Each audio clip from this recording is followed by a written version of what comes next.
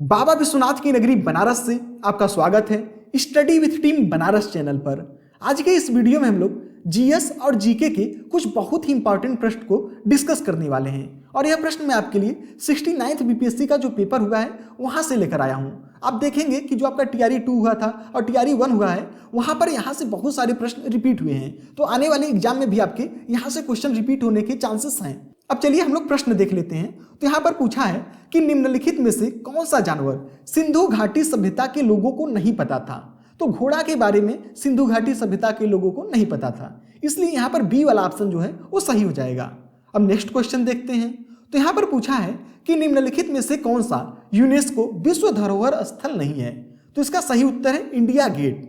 और बात करें तो कुतुब मीनार हो गया, लाल किला, ये सब क्या है यूनेस्को विश्व धरोहर स्थल में शामिल हैं। क्योंकि देखिए अब आप बिहार का एग्जाम देने जा रहे हैं तो वहाँ का जो महाबोधि मंदिर है और नालंदा विश्वविद्यालय, इन दोनों को भी यूनेस्को विश्व धरोहर स्थल में शामिल किया गया है। तो इस पॉइंट को भी आप याद रखिएगा। अब चलिए नेक्स्ट क्वेश्चन पे चलते हैं। पूछा है कि भारतीय संविधान में राज्य के नीति निदेशक तत्व या सिद्धांत कहाँ से लिया गया है। तो इसका सही उत्तर है आयरलैंड से लिया गया है। यह क्वेश्चन बहुत बार रिपीट होता है तो इसे भी आप याद रखिएगा। अब नेक्स्ट क्वेश्चन देखते हैं। तो यहाँ पर पूछा है कि सिक्किम भारतीय संघ का पूर्ण राज्य कब बन गया था। तो 1975 में बन गया था और यह 22वें नंबर का राज्य बना था। और बात करें अगर सिक्किम की तो 2011 की जनगणना के अनुसार सबसे कम जनसंख्या वाला राज्य यही है, सिक्किम ही है। अब चलिए नेक्स्ट क्वेश्चन पे चलते हैं। यहाँ पर पूछा है कि निम्नलिखित में से कौन सी मुद्रा सबसे महंगी है। तो यहाँ पर सही ऑप्शन बी वाला हो जाएगा। जो पाउंड स्टर्लिन है, यूके की ऑफिशियल मुद्रा है, यही सबसे महंगी मुद्रा है। अब नेक्स्ट क्वेश्चन पे चलते हैं। तो यहाँ पर पूछा है कि बिहार सरकार ने किस वर्ष तक कार्बन उत्सर्जन कम कर बिहार राज्य को प्रदूषण मुक्त बनाने की योजना बनाई है।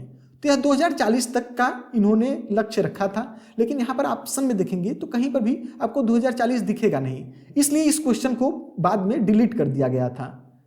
अब नेक्स्ट क्वेश्चन देखिए, पूछा है कि भारतीय कला में स्तूप, चैत्य, विहार का निर्माण निम्नलिखित में से किससे संबंधित है। तो इसका सही उत्तर हो जाएगा बौद्ध धर्म से, ये तीनों संबंधित हैं। अब नेक्स्ट क्वेश्चन देखते हैं कि भारतीय हस्तशिल्प के संदर्भ में बिहार में सुजनी क्या है।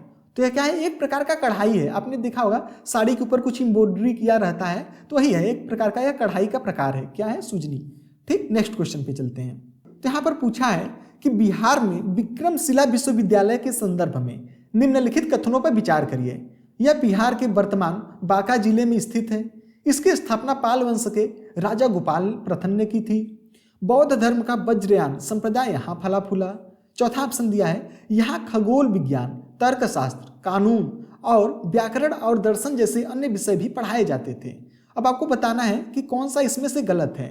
तो देखिए जो पहला वाला ऑप्शन दिया है कि यह वर्तमान में बांका जिला में है, तो बांका जिला में नहीं है बल्कि भागलपुर में है।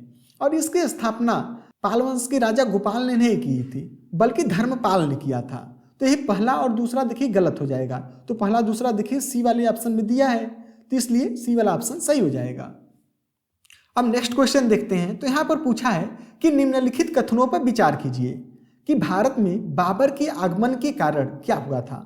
उपमहाद्वीप में बारूद का आगमन हुआ, क्षेत्र की वास्तुकला में मेहराब और गुंबद का परिचय हुआ, प्रदेश में तैमुरीड राजवंश की स्थापना हुई, युद्ध में तोपों का शुरुआत हुआ। तो देखिए यही जो तीसरा वाला और चौथा वाला, आप जानते ही होंगे कि बाबर ने सबसे पहले युद्ध में तोपों का शुरुआत किया था।